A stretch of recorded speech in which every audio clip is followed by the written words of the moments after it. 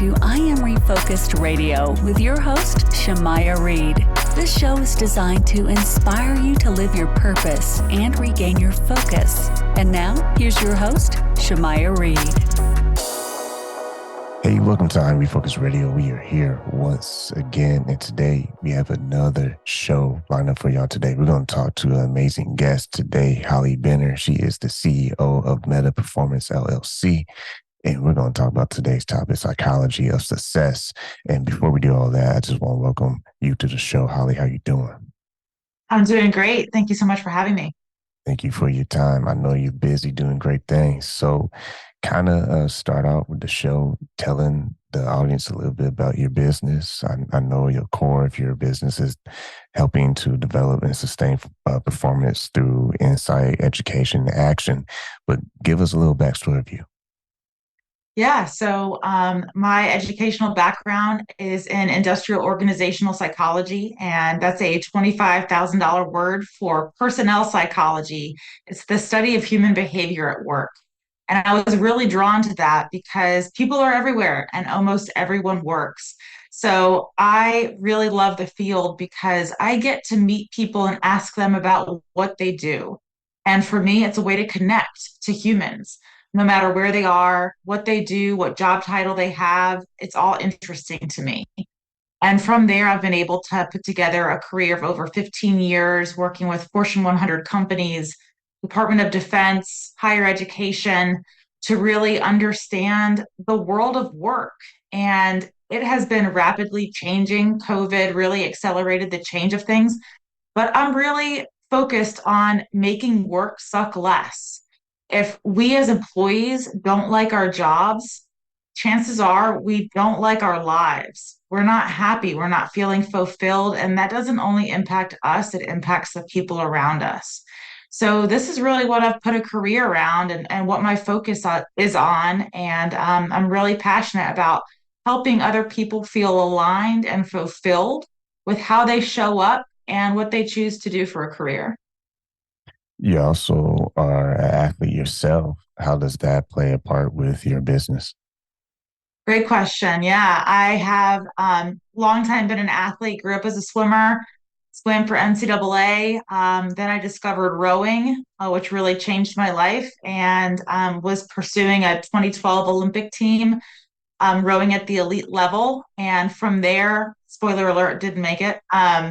From there, I transitioned into triathlon and I was at race as a professional triathlete for 5 years. So sport continues to be bedrock for me. And why sport is so important for me is because it presents that continual challenge. I feel like we as humans need to experience challenge in order to understand who we are, how we move through stress, how we overcome challenges and obstacles and barriers. It's essential to build resilience. It's essential to be successful. Sport is a great way to develop that skill set because it's safe. If you enter a 5K and you blow up halfway through, no big deal. You're not going to lose your job. Nothing catastrophic is going to happen, but you're going to come away with a learning lesson that can really impact how you show up in life. So I'm a big advocate for sport. Growing up, and kind of moving through my early career, I always kept these two identities very separate. I had my sports self and I had my work self. And I've always kept them as two kind of separate identities. I was either this, wearing this hat, or wearing that hat. And as I've gotten older, I've really learned to love both identities and kind of merge them into just being me because it's my lived experience. And all the lessons that I've learned and continue to learn in sport only make me a better entrepreneur, a better business person, and more effective with the work I choose to do. You're listening to Refocus Radio, talking to our guest, Holly Benner. You go to her website, metaperformance.com. And when you are working with professionals and organizations, you target individuals to help them develop a sustainable high performance. So what are some of the challenges that you have seen common in this area? Yeah, common challenges that I see from people are surrounding values or purpose. oftentimes as adults, we just get swept up in the stream of life. So many things seem to happen to us that we don't have the time and the pause to really think about what our purpose is. I mean, that's a big question, like if you ask somebody, what's your purpose?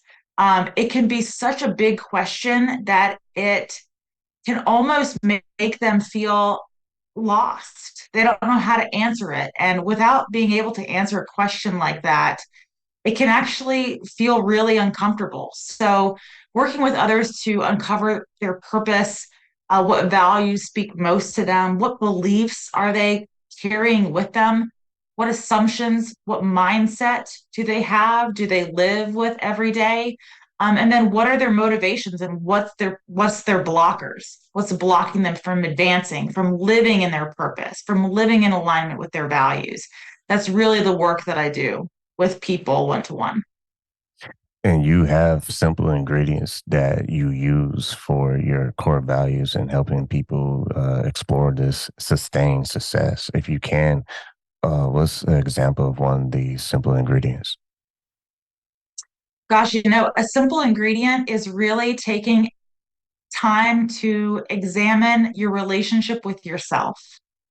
I believe that the way that we transform the world is to start with transformation of ourselves. So if you take time to cultivate a loving kindness approach for yourself, if you can wake up every day with a kindness and with grace for yourself as a human being, you're then more able to share that love, that kindness, that grace with others around you, with your world, in traffic, at the grocery store, when someone cuts you off, a snarky sounding email. Cultivating a sense of loving kindness and a sense of peace with your inner world translates to your outer world and how you impact and show up for others. And I feel like that's the basis of radical transformation for our society. And with your experience, what are some misconceptions that people may have with psychology of success, and how do you address those misconceptions in your work? Good question. I feel like a big misconception is that success is only for certain people, that if you don't come from a certain background, if you don't have a certain pedigree, if you haven't been doing the way that, quote, it's supposed to be done, that a certain level of success isn't for you. And that couldn't be farther from the truth. I feel like if everybody is equally capable of achieving a certain level of their own success, however they define it, to create a life that's worth living, to create meaning and satisfaction, and have a career, have a job that's fulfilling to them, to live in alignment with their values and their purpose. With the different solutions that you provide throughout your business, consulting, coaching, facilitating, can you kind of break down the differences between those? Sure, yeah. Coaching is a really powerful tool. I actually like to say that I was born to be a coach, and that sounds maybe severe, but I mean it. Coaching is brilliant because oftentimes we need the insight and the help of another person, something outside of us, to become the best version of ourselves. And again, kind of drawing a line to athletics, the word compete is Latin for comptere, which means to strive together. We literally need other people to become the best versions of ourselves. So, coaching is a powerful amplifier. You don't need to be an executive to have a coach at work. You can be, in a career transition. You can be an emerging leader. You can be a woman in a male dominated field, and a coach can benefit you. Just like athletes don't wait till they turn professional to get a coach can be used as an accelerant for any person at any time in any life stage. I'm a full believer in that. Facilitation, on the other hand, is really about creating space for a group environment. I'm a peer facilitator for several groups, and I really love holding space for peer interaction so that there's a group think and individuals can learn from a peer group and can share experiences that can really elevate and illuminate challenges and situations for other members in that group. You listen to Refocus Radio talking to our guest, Holly Benner. Make sure you go visit her website, metaperformance.com. And when you look at today's society and how people are, quote unquote, always on the go, busy, barely have time for anything, is that necessarily the case, or is there room for people to open up the schedule? Ooh, good question. When it comes to balance, I think the question really is, what are you trying to balance and why? I actually had this conversation in a group yesterday, and work-life balance is a thing. It's a phrase. We all hear it. We have a sense that we know what it is. And people like to say that they're time starved, but in fact, we all have 24 hours in a day, every single one of us around the globe. Some people are just more task heavy, but we all have the same amount of time in a day. So, it comes down to priority. What do you prioritize? Um, but make no mistake, sometimes amazing things happen when we're very imbalanced. I think being intentionally imbalanced for a finite period of time is a exceptional way to grow incredibly quickly.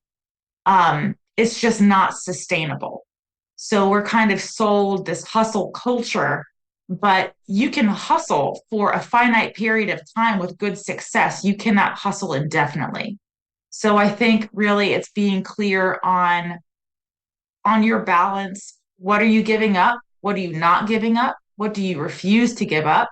What are your priorities? And what do you need to be happy, healthy, hungry, to be whole as a human and perform at the level that you want to perform at when we talk about balance? So maybe not the answer that you expected. It's tricky and it's very personal. And speaking of personal, there's a lot of numerous platforms, podcasts, blogs, you name it, that are covering the topic of mental health and the importance of having those discussions. How does that play a role in having an impact in a person's experience with your business? Oh, yeah. I mean, I have an abundance mindset. So, I feel like the more access we as a population have to mental health, have to resources, have to understanding building our own vocabulary to describing the feelings that we're having, our own lived experiences, the resources that we need to feel fulfilled, to feel joy, to be as balanced as we want to be, the better. I think that the emergence of and the desire, the hunger of society for more information and conversation about mental health reflects the need 100%. Mental health isn't something you have or don't have, it's a range, and it's about managing. You manage your mental health just like you manage your physical health. It's not something you just check the box on once and consider it done. There's sustainment, there's maintenance, and there's deep awareness when something's going off track in order to bring it back in alignment.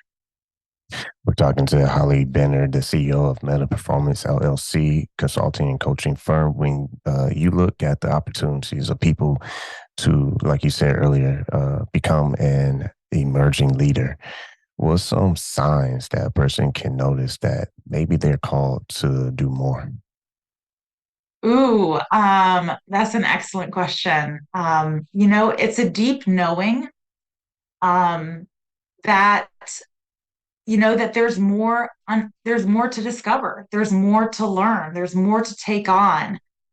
If challenge is something that excites you and also scares you, you might be an emerging leader.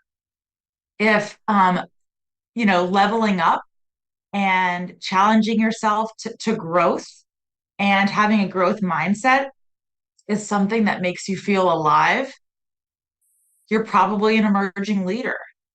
If developing others is something that makes you happier more fulfilled than achieving something for yourself, you're probably an emerging leader. And I feel like supporting our emerging leaders and giving them the tools and the skills they need to become their best selves is just good for everybody. It's good for them. It's good for the people that they work with. It's good for the organization. It's a win-win. We hear a lot about people saying, surround yourself with like-minded people and, surround yourself with people that's going to help you go further in life. Is it in some cases maybe going back to the emergent leader that maybe you are the one that kind of starts the whole process in your own community? Ooh, man, that's powerful. Um, yes, I think that leadership. When I was younger, I used to refer to myself as the reluctant leader because I knew that people were looking to me to lead. And there's a burden, there's a heaviness, there's a seriousness, there's a responsibility that comes with leadership. And that can be really scary, especially if you have grown up in an environment where you haven't seen leaders around you. It's like, how do you become something that you've never experienced? And again, I would say if that is something that, is bouncing around in your head, you might be an emerging leader. And it can be really scary to step into a space that seems bigger than you are with an understanding that you'll grow to fit it. Um, and absolutely, there are resources and support for people that have never been in a leadership position to step into that role if they're called to do so, because it is scary, it is powerful, and it will radically transform you as a person. And I would say the trajectory of your life and how you view yourself. And with young people, sports is something that you have a background in. Again, like we explored earlier in the show, how can sports with families looking to get the young kids involved can prepare them to have early start on success with their life? Yeah, there's been so much great research done on the value of sports and the impact that it has on a young person's life. I believe something like over 60% of CEOs played sports as young adults, as young people, and close to 50% of female executives played sports. And so it's a majority. Sports, again, teaches you the skills that you need to overcome challenges, to work with others, to work hard, to learn more about yourself. And I think as a young person, it's quintessential to explore that process to set yourself up for success. And it's not about winning or losing, right? It's not about being on the winning softball team or the best soccer team. It's about the process. Power is in the process. It's not the outcome. It's not the awards and the accolades at the end. It's the process of chopping wood, carry water. You show up every day. You go to practice because you made a commitment and you follow through on that commitment. And the process of committing, following through, committing, following through, chopping wood, carrying water every day, even with those successes or failures along the way, that is a completely transformative process that will undoubtedly impact a young person's life, Sounds like regardless of sport. sounds like a full circle, and it says it right there with your information. Maximizing the human potential in work, sport, and life. And I'm a visual person, so I can visualize like a full circle of one's life as far as determined by their own personal success is requires in everything we're discussing. Whether it's your work or if it's you participating in some organized sports or if it's just you living your life, it is something that is applied in all three. Yeah, absolutely. Because the denominator there is you, is that individual spirit, is that sense of self. That's what stays constant. Our environment, work, school, job, state will change. But if we're true to ourselves and we know how to hone in to the voice, to our inner voice, and our purpose and our values, and we live in alignment with that, then we can supersede and find success regardless of environment. Once again, people can visit your website, metaperformance.com. Quick question for you. When people are looking at everything that you're part of, you serve on a board of directors in multiple places. So kind of share with us why your business is different. I'd like to say that my business is different because we're looking at work in radical new ways. It's not about doing things that have worked in the past or that have been traditional or maybe expected, but creating systems and processes and ways to work with individuals at work, both individually at teams and organizationally, for the future of work. So it's coming up with innovative ideas that we haven't seen before. Because for businesses to survive and to thrive and for them to maximize their human potential and to keep the best talent retained and happy and fulfilled at work, the way that we've done work in the past needs to change. What has worked in the past will no longer work moving forward. So it's about staying present on the here and now and also what's ahead. And I feel like the team that I've built at Metta Performance, we're very equipped and prepared to help organizations and individuals radically look towards the future. And last question, when the topic of psychology of success, and you mentioned teams, how can people in leadership help empower those team individuals to themselves, see themselves as a future leader? Yeah, good question. I think one of the biggest things they can do is to ask questions and listen. It's about knowing that everybody shows up to work for different reasons, and every reason is important. And if you want to be a leader of a really powerful team, you have to listen to your team, meet them where they are, give them the tools and resources they need to do their job, and then get out of their way. Once again, talking to our guest, Holly Benner, you go to her website. It's easy, metaperformance.com. I want to say thanks again for taking time talking to us today. What's the best call to action for our listeners? Best call of action is to, if you need some help with guidance and you're not sure what next step to take for you, reach out to a coach. I'm happy to talk to you. Reach out to somebody else to help shine light and gain insights on where you are and what's most meaningful for you. If you think you can do it on your own, you can. It's going to take you twice as long. I really would push everybody to seek the advice and guidance of a coach. CEO Holly Benner of Metta Performance LLC, coaching firm and consulting firm. I want to say thank you for your time. Thank you so much. Have a great weekend.